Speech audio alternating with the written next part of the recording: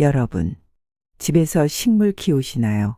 식물이 집에 있으면 무조건 좋은 게 아닌가 싶지만 어떤 식물인지에 따라 돈복을 불러오기도 하고 집안을 망하게 하기도 합니다.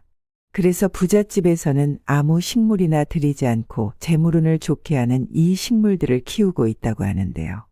오늘 영상에서는 풍수적으로 부와 번영을 가져다 주면서 악재는 막아주는 식물과 주인의 길을 빼앗아가고 집안을 망하게 하는 식물을 소개하겠습니다. 집안에 중요한 큰일을 앞두고 계시다면 어떤 식물을 놓으면 좋을지 참고하시고, 요즘 일이 잘 안 풀리고 돈줄이 막힌 듯한 느낌이 든다면 영상 보시면서 집안의 식물 꼭 체크해 보세요. 그럼 바로 시작하겠습니다. 여러분, 삼성이나 LG, 현대와 같은 대기업의 건물들은 모두 명당 자리에 위치해 있다는 것 알고 계신가요? 재벌 기업들은 대표의 사무실 위치나 내부 인테리어를 풍수 전문가에게 큰 액수를 지불하고 자문을 받아서 정합니다. 청와대나 국회의사당 역시 우리나라 최고의 명당 자리에 위치하고 있는데요.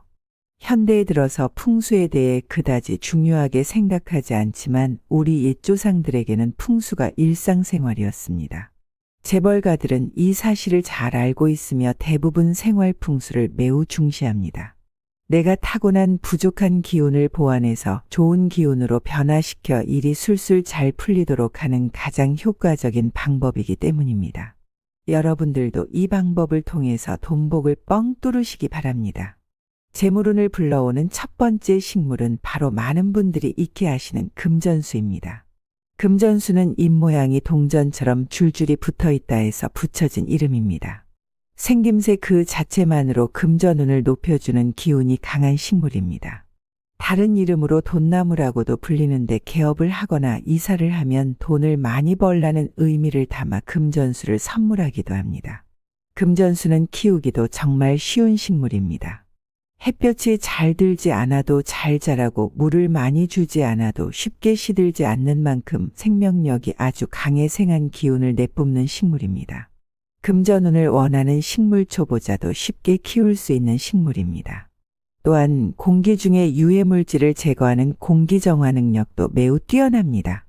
풍수학적으로 금전수는 현관과 거실에서 키우는 것을 추천드립니다. 현관은 집안에 복이 드나드는 길목으로 금전수를 놓아주면 나가는 복을 막아줍니다.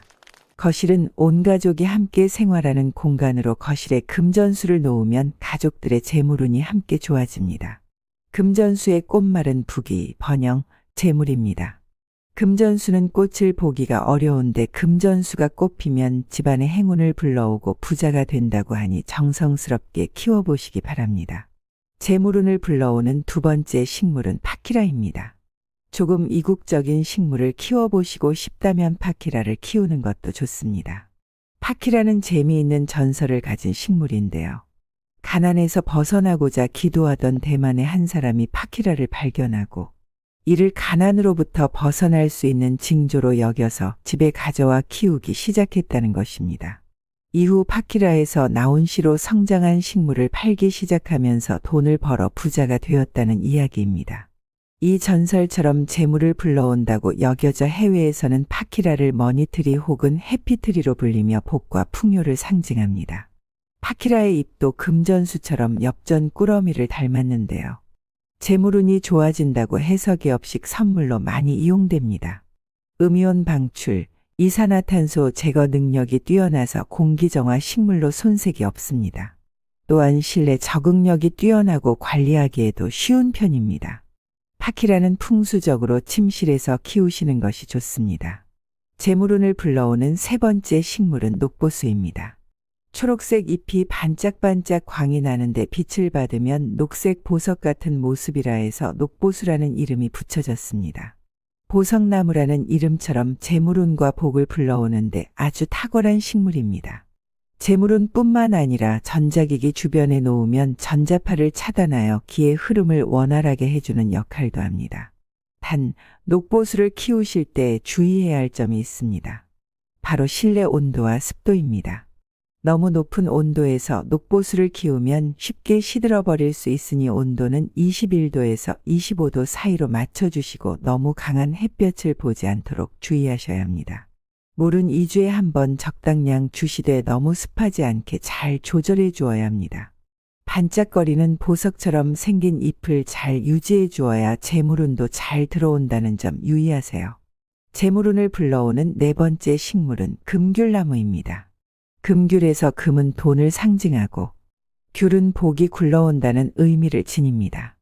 연중 내내 싱싱한 열매를 맺어서 지속적인 재물운을 상징하는 식물입니다. 금귤나무는 재물운과 함께 행운을 상징하기도 하는데요. 홍콩에서는 새해가 되면 행운을 빌기 위해 집안을 금귤나무로 장식하기도 합니다. 금귤나무를 실내에 둘 때는 집안의 동쪽에 두시는 것이 좋습니다. 이는 해가 뜨는 방향으로 새로운 에너지와 기회가 생기는 것을 상징합니다. 재물운을 불러오는 다섯 번째 식물은 몬스테라입니다. 풍수적으로 뾰족한 잎보다는 둥근 잎을 가진 식물이 좋은 기운을 가져다 준다고 하는데요. 넓고 둥근 잎을 가진 몬스테라는 금전운을 상징하는 식물 중 하나로 잘 알려져 있습니다. 넓고 둥근 잎은 재물과 복이 담기기에 최적의 조건을 가지고 있다고 보고 선명한 초록색의 잎이 좋은 기운을 퍼뜨린다고 보고 있습니다. 해외에서는 행운의 부적으로 사용되며 많은 사랑을 받고 있는 식물입니다. 몬스테라는 이름에서도 느껴지는 독특함과는 별개로 실제로 생김새가 매우 예쁜 식물인데요. 집안 곳곳을 생동감 있게 만들어줄 뿐만 아니라 실내 공기를 정화하는 데에도 매우 유용합니다. 몬스테라는 강한 생명력을 가진 식물로 더위나 추위에 잘 견디고 햇볕이 잘 들지 않는 곳에서도 잘 자라지만 풍수적으로 동쪽 또는 남동쪽에 두는 것이 좋습니다. 특히 현관이나 거실에 두면 집안으로 긍정적인 재물운을 끌어들이는 데 매우 효과적입니다. 집안의 어두운 곳에 몬스테라를 두면 그곳에 에너지 흐름을 뚫어주어 집안에 좋은 기운이 흐르게 해주는 행운의 식물입니다. 재물운을 불러오는 여섯 번째 식물은 여인초입니다. 여인초 또는 극락조라고도 불리는 이 식물은 특이한 외모와 강한 생명력으로 알려져 있습니다. 앞서 풍수에 좋다고 했던 넓은 잎을 가진 식물로 행운과 복을 불러오기 위해 키우는 식물 중 하나입니다. 여인초를 고를 때 주의해야 할 점이 있는데요. 바로 가족 구성원 중 가장 키가 큰 사람보다 여인초의 키가 더 크면 안 된다는 점입니다. 식물이 집안 식구보다 키가 클 경우 되려 사람을 아래로 내려다보며 그 기운을 앗아간다고 합니다. 여인초는 햇빛을 잘 받으면 12m 정도까지 크게 자라는 식물로 만약 줄이나 잎이 너무 크게 자란다면 반드시 정리를 해주셔야 합니다. 여인초는 햇빛을 향해 자라는 성질이 있어 화분의 방향을 주기적으로 바꿔주면 아주 아름다운 수영으로 자랄 수 있습니다. 재물운을 불어오는 일곱 번째 식물은 스킨답서스입니다. 스킨답서스는 강한 생명력만큼이나 풍수적으로 매우 강한 기운을 갖고 있는 식물입니다. 특히 성장과 발전에 대한 기운이 강하여 사업장이나 사무실에 둔다면 일의 활력과 생기를 불어넣어 줄 수 있습니다. 집안에 둔다면 활기찬 기운과 함께 재물운이 넘치는 효과를 보실 수 있습니다. 스킨답서스는 재물운을 관장하는 주방에 두는 것이 좋은데요. 주방에서도 화구와 멀리 2대 식탁 근처에 배치하는 것이 가장 좋습니다. 스킨답서스는 기운이 워낙 강한 식물이다 보니 어린아이나 기운이 허한 사람이 있는 집에서는 키우시는 것을 추천드리지 않습니다. 재물운을 불러오는 여덟 번째 식물은 난초입니다. 옛부터 이름난 대감집에 난초를 기르지 않는 집은 없었습니다. 풍수에서 뾰족한 잎은 좋지 않다고 보지만 난초만큼은 예외로 합니다. 난초는 예로부터 재물운과 더불어 집안의 명령을 높여주는 대표적인 식물입니다.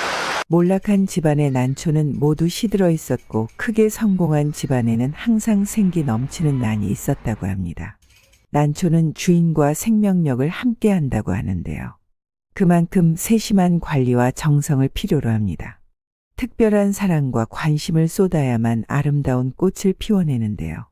이는 사람 역시 사랑과 관심을 받으면서 잠재력을 발휘하는 것과 굉장히 비슷합니다. 난초는 주인과 운명을 함께한다 하였으니 반드시 잘 키우시는 분만 난초를 키우시는 것이 좋습니다. 난초에 꽃이 핀다면 승진이나 합격, 사업 성공과 같은 기쁜 일을 기대하셔도 좋습니다.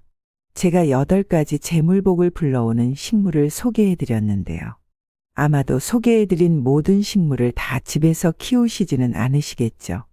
두세 가지 종류만 키우셔도 충분합니다. 집은 사람이 우선이 되어야 하는 공간입니다. 그런데 사람보다 오히려 식물이 더 많아서 집안을 차지하고 있다면 이는 주인이 뒤바뀐 셈이죠. 풍수적으로 볼 때 오히려 좋지 않습니다. 그리고 아무리 풍수에 좋은 식물이라도 잘 키우지 못해서 죽은 채로 두거나 시든 잎이 잔뜩 붙어 있으면 집안에 안 좋은 운이 들어올 수 있습니다. 또한 집에서 키우는 식물은 잎이 뾰족한 것은 되도록 피하고 둥근 잎의 식물을 키우세요. 식물의 키는 사람보다 크면 안 됩니다.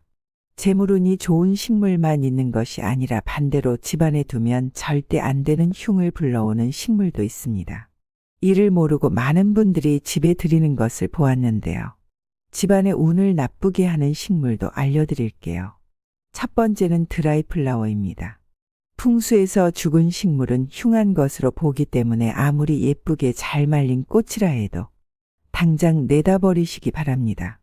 가게 같은 곳에서는 조화로 장식을 하기도 하는데요. 살아있지 않은 가짜 꽃은 오히려 재물운을 앗아가고 일이 잘 안 풀리게 방해하기 때문에 절대 집에 두시면 안 됩니다. 특히 집안에 아픈 환자가 있다면 병색이 더 짙어질 수 있으니 주의하세요. 집안의 운을 나쁘게 하는 식물 두 번째는 선인장입니다. 앞서 잎이 뾰족한 식물은 풍수학적으로 좋지 않다고 말씀드렸죠.